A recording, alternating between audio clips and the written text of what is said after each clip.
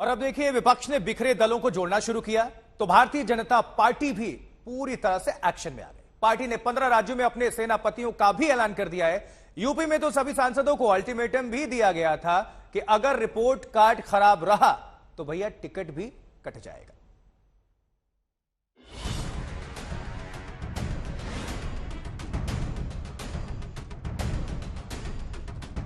न अंत है, ये मन और मानस की आजादी का लक्ष्य हासिल करने तक निरंतर चलने वाली संकल्प यात्रा है।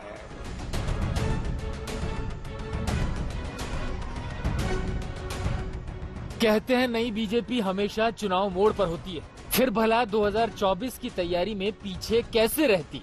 बीजेपी के लिए ब्रांड मोदी सबसे बड़े हथियार है और पीएम मोदी का जादू बरकरार है। सेंट्रल विस्टा के उद्घाटन के वक्त इसकी बानगी भी देखी।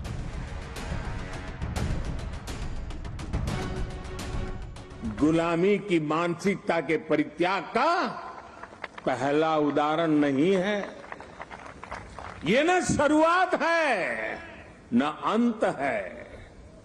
ये मन और मानस की आजादी का लक्ष्य हासिल करने तक निरंतर चलने वाली संकल्प यात्रा है। मोदी और शाह बीजेपी की चुनावी जीत की गारंटी रहे हैं। ये जोड़ी 2014 में कमाल दिखा चुकी है, 2019 में और भी बड़ी जीत दर्ज कर चुकी है। अब नजर 2024 की है। इस बार फोकस उन सीटों पर है जहां पिछले चुनाव में बीजेपी पिछड़ गई, उन राज्यों पर है जहां विपक्ष का शासन है। अमित शाह मिशन 2024 को ही मजबूती देने राजस्थान में है। आज जोधपुर में ओबीसी वोट बैंक को साधने में जुटे हैं। कांग्रेस इसी वोट बैंक पर सवार होकर सूबे में सत्ता तक पहुंची थी। बीजेपी अध्यक्ष जेपी नड्डा तो मिशन मोड पर हैं। कल ही जेपी नड्डा ने कांग्रेस के गढ़ छत्तीसगढ़ में हुंकार भरी।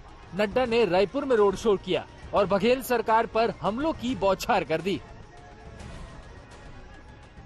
जब भूपेश बघेल जैसे लोग इलाके को इलाके से लड़ाते रहे, जब जाति के नाम पर वोट मांग करके समाज को खंडित करते रहे, जब भ्रष्टाचार के सहारे लोगों को गुमराह करते रहे हैं, ये मोदी जी की संस्कृति है कि अब किसी को भी जनता के सामने जाना पड़ेगा तो अपना रिपोर्ट कार्ड लेके जाना पड़ेगा और बताना पड़ेगा जनता को कि इससे जनता के लिए क्या।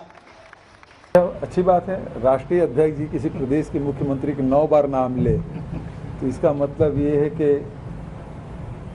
छत्तीसगढ़ के बारे में वो क्या सोचते हैं ये समझ आ जाता है कि कांग्रेस की सरकार यहाँ स्थिर है, स्थायी है और आगे आने वाले समय में रिपीट भी होगी। मिशन 2024 को आगे बढ़ाते हुए बीजेपी ने 15 राज्यों में नए सेनापतियों की नियुक्ति कर दी है। इनमें बिहार, छत्तीसगढ़, झारखंड, हरियाणा, मध्य प्रदेश, पंजाब और राजस्थान है। बिहार के प्रभारी विनोद तावड़े को बनाया गया है तो छत्तीसगढ़ की कमान ओम माथुर को सौंपी गई है। इसी तरह झारखंड के प्रभारी लक्ष्मीकांत वाजपेयी, मध्य प्रदेश के पी मुरलीधर राव, हरियाणा के विप्लव कुमार देव और राजस्थान के अरुण सिंह, केरल के प्रकाश जावड़ेकर और त्रिपुरा के महेश शर्मा को बनाया गया है।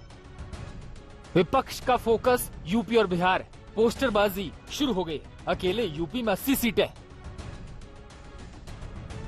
यूपी बीजेपी का गढ़ है। बीजेपी ने पिछले चुनाव में ऐतिहासिक जीत दर्ज की है, लेकिन बीजेपी यूपी में कोई रिस्क लेना नहीं चाहती है। यही कारण है कि पार्टी ने यूपी के सांसदों की रिपोर्ट कार्ड बनाना शुरू कर दिया है। रिपोर्ट कार्ड ही तय करेगा कि 2019 में किसे मैदान में उतारा जाए और किसे नहीं। लखनऊ से संतोष शर्मा के साथ आज तक ब्यूरो।